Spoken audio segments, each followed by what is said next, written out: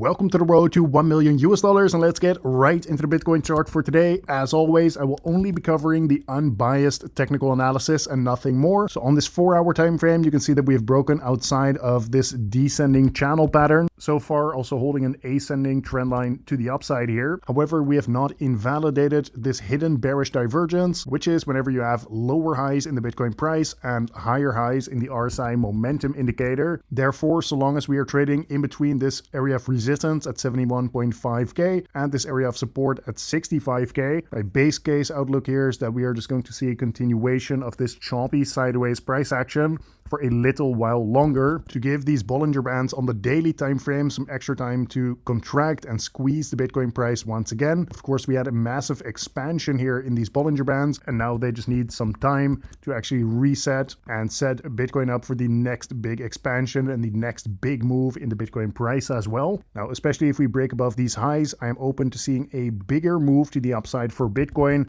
because not only would we invalidate this hidden bearish divergence, but also we are breaking a key area of resistance with a ton of liquidity to the upside ready to be grabbed. However, for now we are still in this sideways range. Taking a look at the support and resistance levels on this daily time frame, key level support below sitting from 66 down to 65k, and in terms of resistance that is sitting from 67.5 up to 70,000. In terms of the overall market structure for Bitcoin, this is still just bearish, making lower lows and lower highs, and therefore my base case outlook at the moment is also that we are going to continue trading lower and lower. In fact, I actually have some price targets to the downside. First of all, sitting at 52,000 and even a price target all the way down at 45k because of this bear flag pattern that has broken out to the downside. In terms of a point of invalidation for this bearish flag pattern, that is sitting at 87,000 in the Bitcoin price. Now, well, of course, if we break that 71.5k level, I am open to some kind of short-term relief. The base case outlook still remains that we are heading down for lower prices, even if we get some bounces along the way. Something I've seen many people point out recently is this RSI on the weekly time frame being in oversold territory and this being some kind of buying signal. Well, of course, it is pretty rare. Like, for example, the last time we saw oversold like this was actually in the bear market of 2022, down in the depths of the bear market, I should say. However, if you're going to be trading this with high leverage, looking at data points like this on the weekly time frames is simply not that relevant.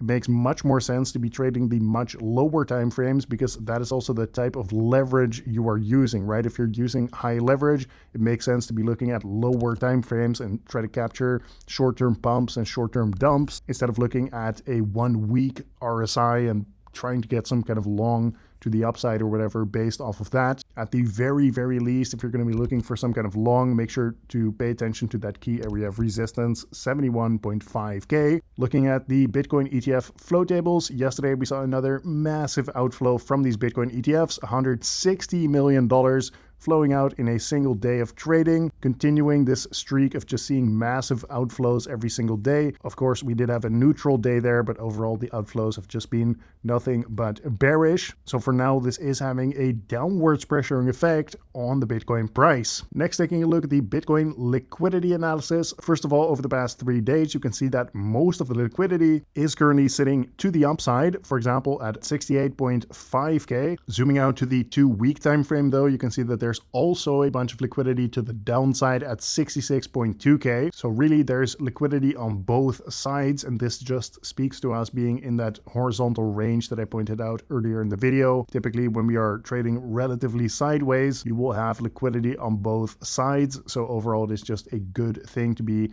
aware of where the liquidity is actually in the charts. Lastly, on the monthly time frame, while there is some liquidity to the downside, of course most of the liquidity is actually to the upside. But once again, look for that key area to break first before starting to targeting a bunch of liquidity up here.